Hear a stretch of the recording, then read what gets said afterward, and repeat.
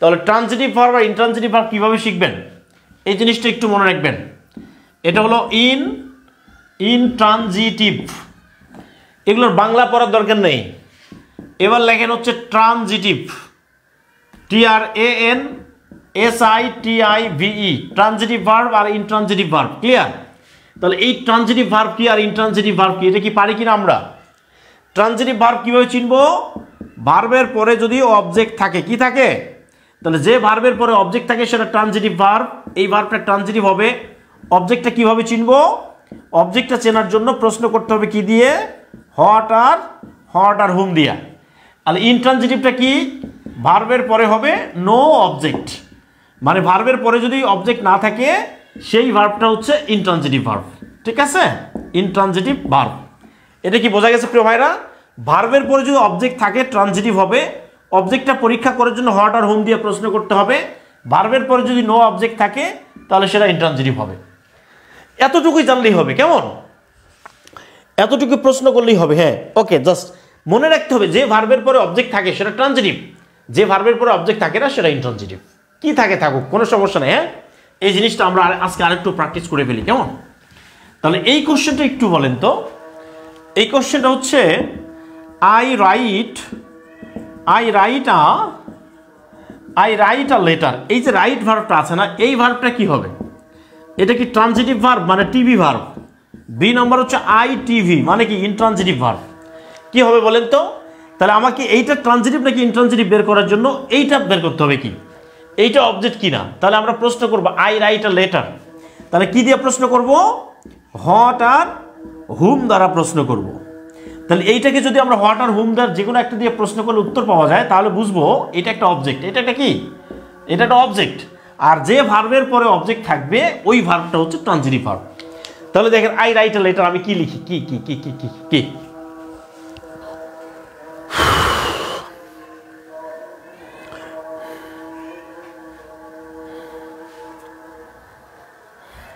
আচ্ছা বলে দিব, সমস্যা নেই।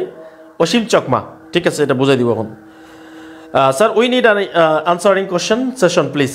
ওকে, কনসিডার। হ্যাঁ, সমস্যা নেই। ওকে, আপনি প্রশ্ন করেন, সমস্যা নাই।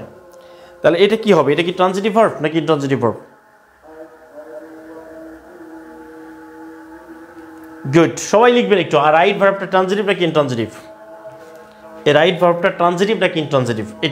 এটা ট্রানজিটিভ নাকি ইনট্রানজিটিভ? ওকে, গুড, ভেরি গুড। তাহলে কোশ্চেন যদি পরীক্ষায় আসে আই লাভ হেনা, এই লাভ ভার্বটা কি হবে বলেন তো? এটা কি টিভি নাকি ITV?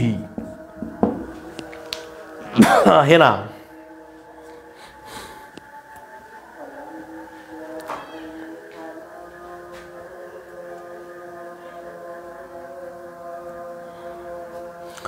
টিভি আর ITV? T verb, right, good, very good, thank you so much. Okay, I love Hena. তাহলে আমি কাকে ভালোবাসি? কাকে? তাহলে কাকে ভালোবাসি? এটা হচ্ছে হুম। হুমের উত্তরটা কি? এই হুমের উত্তরটা হচ্ছে হেনা। তাহলে যে ভার্বের পরে অবজেক্ট থাকে তাহলে এটা একটা অবজেক্ট। তাহলে যে ভার্বের পরে অবজেক্ট থাকে সেটা কি হবে? সেটা হচ্ছে একটা TV verb, right. Thank you so much. Okay, thank you so much প্রিয় কলিজার ভাই বোন, অসংখ্য ধন্যবাদ জানাচ্ছি আপনাদের সবাইকে এত চমৎকার করে বোঝার জন্য। এই প্রশ্নটা দেখেন, প্রশ্নটা হলো হি স্যাট বাই মি। দেখেন এই স্যাট ভার্বটা কি হবে? এটা কি টিভি নাকি হচ্ছে ITV? বাই মি মানে হলো পাশে বসা, পাশে। বাই মি মানে কি? বাই মি মানে হচ্ছে পাশে বসা, পাশে। বাই মি মানে কি? পাশে। তাহলে এটা কি হচ্ছে? এটা হচ্ছে হট আর দিয়ে যাচ্ছে। হট মানে কি? সে বসেছিল। সে কি বসেছিল? হয় না। হুম দিয়ে দেয়, সে কাকে বসেছিল? এটা কি হয়? প্রশ্ন হচ্ছে না। তার মানে এটা যদি আমরা হোয়ার দিয়ে প্রশ্ন করি কোথায় বসেছিল তাহলে হচ্ছে। তার মানে এই ভার্বের পরে এটা অবজেক্ট নাই, এটা অ্যাডভার্ব। তাহলে যে ভার্বের পরে অবজেক্ট থাকে না সেটা হচ্ছে একটা ইনট্রানজিটিভ ভার্ব।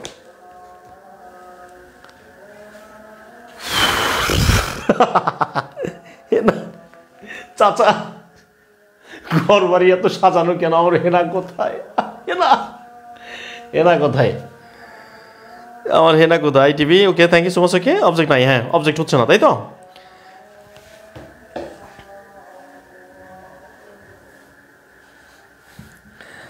চাচা ঘর বাড়ি এত সাজানো কেন? হেনা কোথায়?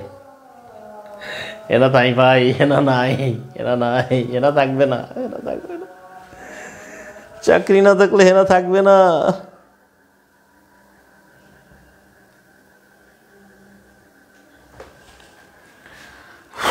হেনা, ওকে।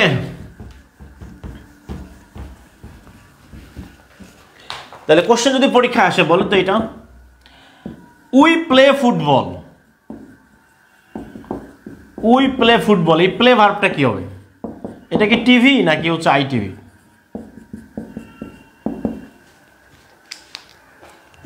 ছেলেপেলেরা অ্যাটেনশন পাওয়ার জন্য এমন সব কমেন্ট করেন আপনারা, হেনা এখনো সিঙ্গেল।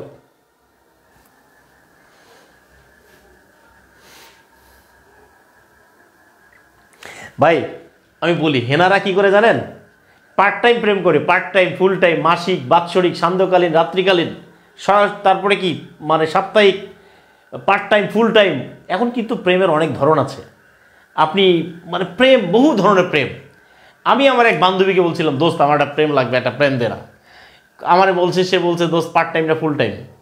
আমি বলছি ভাই আমি দোয়া চাই, মাপ চাই, আমি আমার প্রেম লাগবে না ভাই, প্রেম বলে পার্ট টাইমও আছে, ফুল টাইমও আছে।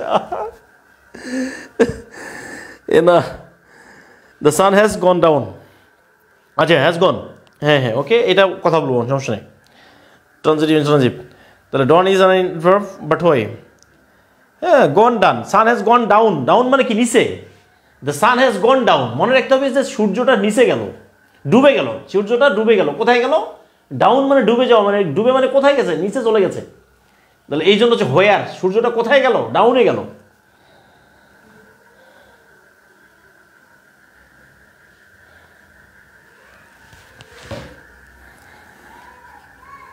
আচ্ছা প্রিয় ভাইরা, আমি একটা ঘটনা বলি। আমাদের একটা কোর্সের, অনলাইন কোর্সের একটা স্টুডেন্ট আছে, এই সে রেগুলার নতুন সুন্দর করে নোট টোট করতো। এখন এই নোট দেখে একটা ছেলে তার নোটের প্রেমে পড়ে গেছে। যাই হোক, তার সাথে কন্ট্যাক্ট করছে, কন্ট্যাক্ট করে তাদের সাথে কথা হয়। সেই ছেলে সেই মেয়ের বাড়ি দেখতে গেছে। এখন সেই মেয়ে নাকি তাকে বন্দি করছে, বন্দি করে রেখে 1 লক্ষ টাকা জরিমানা করছে। বুঝতে পারছেন? এই ঘটনা শুনে আমি বলি, আমার অনলাইন বেসের স্টুডেন্ট, আমার অনলাইন বেসের এক স্টুডেন্টের ঘটনা এটা। এই যে এখানে অনলাইনে পড়ে না, তো অনেক কিছু নোট করে, নোটগুলো আমরা শেয়ার করতাম, এখন কিন্তু নোট শেয়ার করি না কেন? এই কারণে। এই নোট শেয়ার করছে, এখন নোট, মেয়ে মানুষ, এই ছেলে তো তার প্রেমে পড়ে গেছে, তারে বলে যে আপনি এত সুন্দর নোট করেন, বা আপনি তো খুব ভালো, আপনি তো হেনার থেকে অনেক সুন্দর, আপনি যখন হাসেন আপনার ঠোঁটের বাম কোনা দিয়ে যে হাসি জেলিকটা বের হয়, এইটার এত পাওয়ার, এটা এত তেজ, সূর্য আর সকালবেলা আর ওঠে না, রাতের বেলা সূর্য যাওয়ার সময়, মন খারাপ করে যাওয়ার সময় চাঁদকে বলে দেয়, চাঁদ ভাই উঠিস না, পৃথিবীতে আমি অসহায় হয়ে আছি, তুই যাইস না, তুমি এত সুন্দর হেনা, তুমি এত ভালো নোট করতে পারো। এই টাপা দিয়ে প্রেম করে এখন সেই মেয়ে তারা ডাকছে, সেই মেয়ের বাড়ি গেছে। এখন মেয়ে তার 4-5 জন ছেলে মেলে দিয়ে তারা আটকায় 1 লক্ষ টাকা জরিমানা করছে। হেনা, হেনা রে। এই হচ্ছে প্রিয় ভাইরা, আমি এই ছেলের এই কথা শুনে আমি কাঁদবো না হাসবো? আমি তো নিজেই কি বলবো ভাই, কি বলবো বলেন? আমি কারে পড়াই, আমি কারে পড়াই?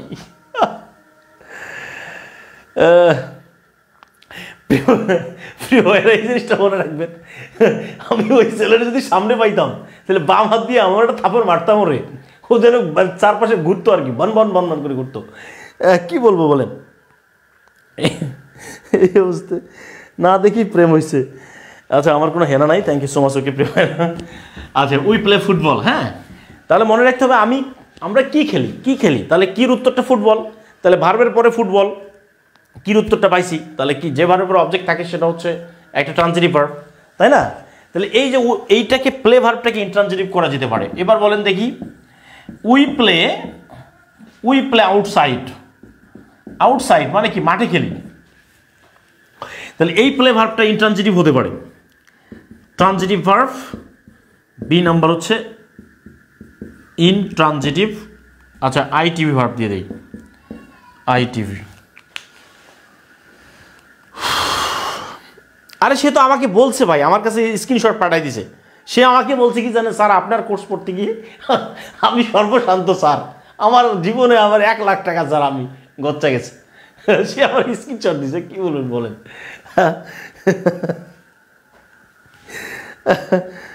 আরে ভাই রে, কি আমার এখানে ভর্তি হওয়ার সময় 300 টাকা দিতে ক্যাটার ম্যাটার করে, কয়ে স্যার 200 টাকা নেন, স্যার 250 টাকা নেন। সেই ছেলে আমার 1 লাখ টাকা জরিমানা দিছে মেয়ের বাড়ি গিয়ে। ওকে, তাহলে দেখেন আমরা খেলি ভাই, জীবনে প্রচুর খেলতে হবে, মাঠে খাটে ঘাটে সব জায়গায় খেলতে হবে। আপনি যে প্লেয়ার, আপনি যে খেলতে পারেন, আপনাকে খেলতে হবে। আসেন খেলুন। এমন উই প্লে আউটসাইড মানে বাইরে, তাহলে এটা হবে কোথায়, তাই না? হোয়ার। তার মানে হচ্ছে এই ভার্বের পরে অবজেক্ট নাই।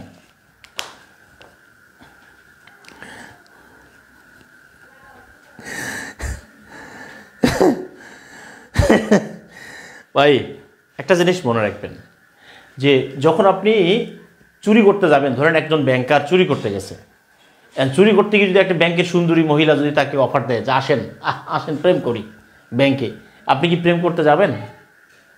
এই কাজটা করা যাবে না। হ্যাঁ, এই জিনিসটা মনে রাখবেন। ওকে ওকে প্রিয় ভাইরা, থ্যাংক ইউ সো মাচ। ওকে আর 5-6 পড়েন। হ্যাঁ, থ্যাংক ইউ।